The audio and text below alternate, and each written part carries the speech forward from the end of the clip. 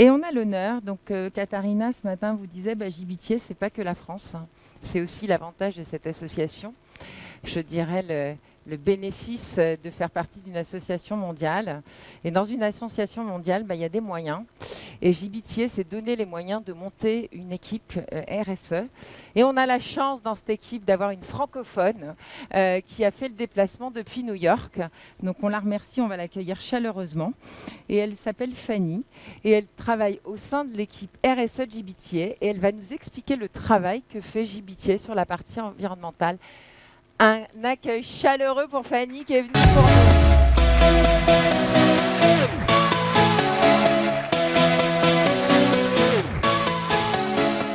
Bonjour à tous. Alors je voulais juste préciser que j'ai pas fait le déplacement pour l'événement. Je suis venue voir ma famille à Bruxelles et j'en ai profité pour venir ici. C'est important quand même. Alors j'aime bien commencer ma présentation. D'ailleurs c'est la première fois que je la fais en français, donc excusez s'il y a des petits mots un peu rouillés. Mais j'aime bien commencer mes présentations sur cette image parce que je pense que ça peut un peu nous donner une perspective et nous rappeler pourquoi on parle autant de RSE. Donc le business travel est à un tournant décisif. Alors que notre industrie se remet doucement de l'impact qu'elle a subi pendant la pandémie, nous devons sérieusement réfléchir à ce à quoi ressemble un avenir résilient pour les voyages d'affaires. Le défi urgent du changement climatique exige que nous nous approprions la question et que nous développions des solutions qui nous permettront de continuer à voyager tout en arrêtant d'émettre autant d'émissions. Et avant de me lancer dans le vif du sujet, il me semble que c'est important de prendre un peu de recul. Ce graphique met en évidence l'évolution de la température moyenne mondiale depuis le début du XXe siècle. Plus précisément, nous pouvons observer qu'une personne qui est née en 1950 a connu un réchauffement en 2020 donc d'environ 1 degré. Et donc quelqu'un qui est né en 1980 connaîtra au cours de sa vie un réchauffement de 2 degrés. Mais mon neveu, qui est né en 2021, au cours de sa vie, il va être témoin de plus de températures extrêmes, de phénomènes météorologiques extrêmes, sécheresse et autres, que n'importe qui dans cette salle. Et nous voyons ici que les politiques implémentées aujourd'hui, RSE et autres, de tout le monde entier, sont juste complètement insuffisantes pour rester sous 2 degrés, qui est déjà beaucoup. Donc, avec votre aide, l'aide de nos membres, GBTA est prête à relever ce défi pour l'industrie du business travel. Il y a 1 an et demi, nous avons relancé la fondation GBTA afin de consacrer du temps et des ressources uniquement à la question des people et de la planète. Aujourd'hui, je vais seulement parler de la planète, mais nous faisons aussi énormément sur people, donc tout ce qui est D&I. Et le travail de la fondation, de la partie planète de la fondation, est axé sur 3 piliers. Faire progresser l'industrie, l'advocacy auprès des gouvernements et l'harmonisation des standards. Et le 3e, je sais que beaucoup d'entre vous y tiennent. Donc, dans notre dernier rapport sur l'état de l'action climatique dans le business travel, 92% des professionnels dans notre secteur indiquent que la sustainability est leur priorité. Mais aujourd'hui, et surtout en France, le challenge n'est plus vraiment de convaincre l'industrie qu'il faut agir, n'est-ce pas? La vraie difficulté, c'est d'offrir des exemples d'actions concrets afin que vous puissiez mettre en place des mesures qui réduisent drastiquement et réellement l'activité et les émissions de votre entreprise. Donc, ceci est la GBTA Toolbox qui a été développée par l'équipe Sustainability dont je fais partie. Nous sommes 3. J'espère que nous grandirons vite. Nous sommes basés sur les best practices de 8 entreprises leaders dans l'élaboration de programmes de voyage durables. Et donc suivre cette toolbox vous aide à identifier les domaines d'action concrets au sein de votre entreprise. Donc, la première étape sont les travel decisions. Donc, qu'est-ce que ça veut dire? Ça veut dire permettre aux voyageurs de prendre de meilleures décisions grâce à une politique de voyage plus climate friendly. Vous excuserez mon franglais. Donc la première étape, c'est établir des lignes directrices dans la culture de votre entreprise. Mais la deuxième étape, c'est des lignes directrices établies et faire changer les fonctionnalités de votre online booking tool, par exemple, pour afficher les options moins énergivores avant les autres. Et s'assurer que vos employés soient engagés dans tout ça. Et donc, nous avons des exemples, par exemple, d'entreprises qui mettent en place une taxe ou un budget carbone. Donc, plusieurs entreprises nous expliquent qu'en changeant les politiques de voyage en interne et en affichant ces options plus climate friendly en priorité et en premier, les voyageurs choisiront presque automatiquement ces options-là. Et cela aura du coup un impact presque automatique sur vos émissions. Donc ça, c'est la première chose très facile à implémenter. Donc j'ai mis quelques exemples ici pour que vous compreniez. Ça fait partie de notre survey. Donc il y a par exemple encourager l'utilisation du train pour des voyages de moins de X heures. La majorité, c'est entre 4 et 6 heures. Mais c'est aussi privilégier l'economy class plutôt que le business class, parce que si vous prenez moins d'espace dans un avion, automatiquement, vous allez moins polluer. C'est aussi combiner les business travel. Donc, faites le tour de la France, faites le tour de l'Allemagne plutôt que des allers-retours.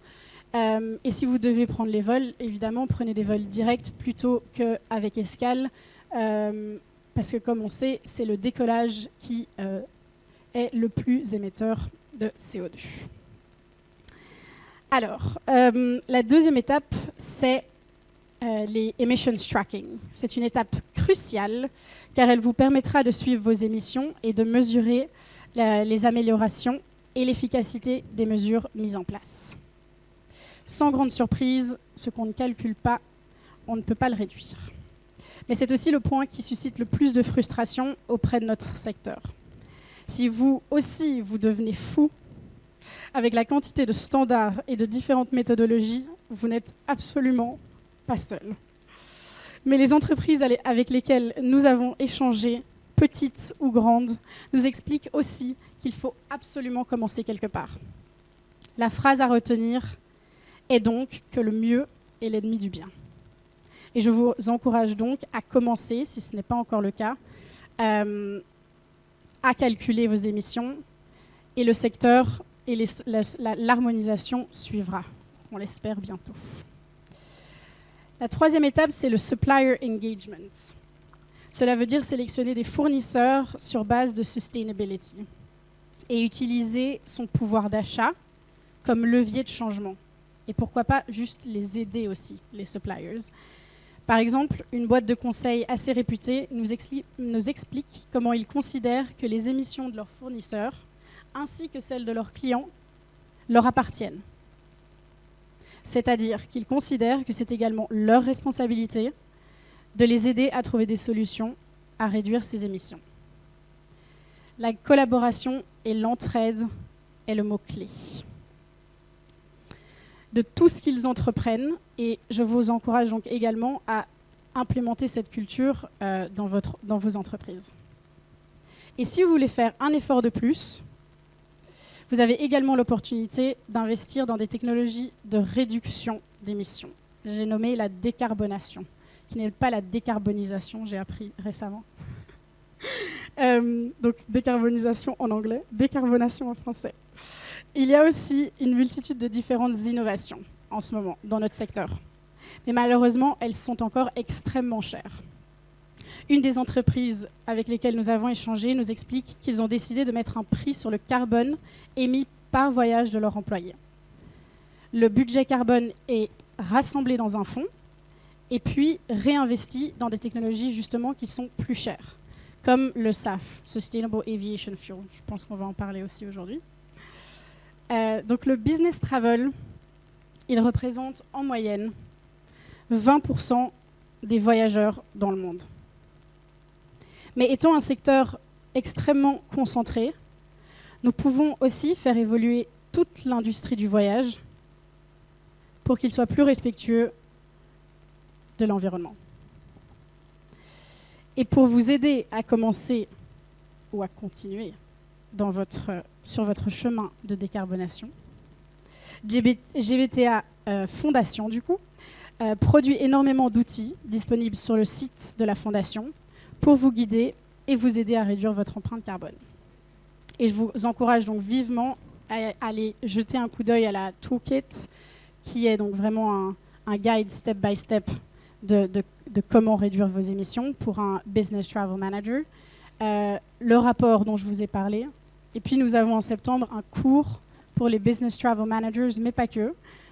On a aussi essayé de couvrir les suppliers, etc., les fournisseurs, pour pouvoir vraiment couvrir tout le secteur et apprendre de chacun. Parce qu'il y aura des niveaux, des entreprises avec des niveaux assez différents, mais c'est aussi la richesse, c'est de s'entraider et de collaborer. Donc voilà, je vous laisse un peu de temps pour scanner tous les QR codes, parce qu'il y en a beaucoup.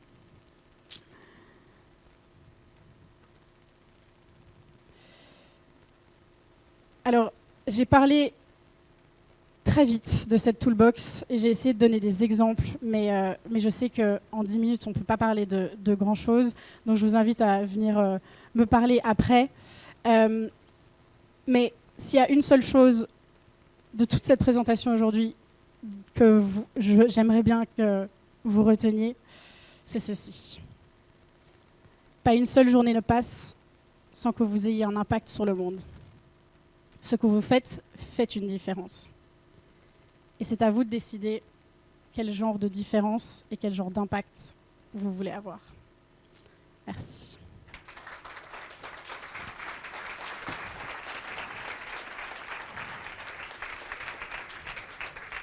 Merci Fanny. Moi, j'ai des petites questions. Donc tu parles d'entreprises, tu l'as dit, voilà, on a travaillé avec 8 entreprises. Est-ce que tu peux nous citer un succès, justement, en termes de change management sur une entreprise qui a pris des initiatives concrètes de réduction de ses émissions de CO2 liées à ses déplacements professionnels?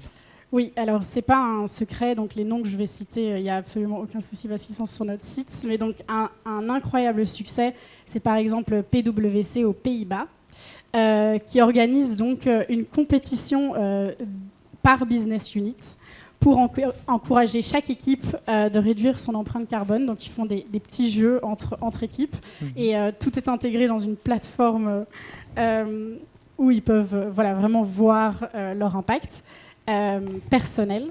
Mais ils ont aussi efficacement introduit cette taxe carbone dont je parlais tout à l'heure. Eux, ils ont mis un prix considérable, ils ont mis 100 € par tonne de CO2, ce qui est énorme, ce qui est en fait la vraie valeur du carbone, mais je réalise bien que ce n'est absolument pas possible pour qui que ce soit, probablement dans cette salle, surtout les plus petites entreprises. Mais voilà, mettre un prix sur sa tonne de carbone et puis créer ce fonds, ils ont dû créer le fonds qui les aide à investir dans le SAF. Et aujourd'hui, PwC Pays-Bas vole avec 100% de SAF. Donc, tous leurs déplacements professionnels sont financés par le SAF. Donc, ça, merci Fanny. Donc, on peut venir te voir sur les détails. J'ai une autre question. Tu parlais de Scope 3. Tu parlais effectivement d'une entreprise avec qui tu travailles qui dit, bah voilà, nous, on considère que c'est nos émissions puisque ce sont nos fournisseurs. Mais le Scope 3, dans beaucoup d'entreprises, ce n'est pas forcément le haut de la pile des patrons de RSE. Et d'ailleurs, par expérience, inviter un patron de RSE sur une conférence travel, bah, ce n'est pas si facile. Parce que c'est pas, on les appelle, ils disent oui, pourquoi pas, mais enfin, ce n'est pas la priorité. En tant que gibitier, donc vous représentez cette industrie du voyage d'affaires. On sait qu'il y a beaucoup d'associations aussi au niveau des patrons de RSE. Est-ce qu'il y a des accords? Est-ce qu'il y a des conversations pour aider justement dans votre rôle de lobbyiste à faire comprendre aux patrons de la RSE que le voyage d'affaires a un impact? Comment vous faites, vous, au niveau associatif? Oui, alors ça c'est une excellente question et c'est d'ailleurs une des premières choses que la GBTA Fondation a faites, c'est qu'on a créé un groupe qui s'appelle notre Corporate Advisory Board, qui est justement des entreprises et un groupe de personnes dont leur activité principale est donc le directeur, Chief Sustainability Officers. Pourquoi? Parce que en fait, le business travel, même si ce n'est pas le core de votre business, c'est quelque chose qui a un énorme impact sur l'environnement. Et donc, le but était justement de réunir ces personnes pour parler du business travel et pour parler de l'impact. Parce que Scope 3 n'est pas mesuré, et donc on minimise toujours l'impact. Ouais. Voilà, pas toujours. Ouais. En tout cas, ce n'est pas encore dans la priorité. Dans la priorité. Et donc vous travaillez là-dessus. Et donc on travaille là-dessus. Et donc par exemple, un bon exemple de collaboration, c'est par exemple Jamila qui fait partie de la Sustainability Team de Salesforce, travaille extrêmement étroitement avec notre équipe et une autre personne qui s'appelle Jenny Sabineux, qui est la Travel Manager de Salesforce. Et à trois, nous travaillons ensemble pour développer des stratégies pour leur business travel. Donc voilà, c'est au tout début, mais aussi... Ça, c'est très important, effectivement, parce que les acheteurs dans la salle n'ont pas forcément l'oreille, toujours du patron de la RSE, qui a plein de choses sur sa pile. Donc, merci de le faire, en tout cas, et on espère que ça va se cascader au niveau Europe et puis et France. Merci, Fanny, d'avoir fait ce détour entre deux visites familiales.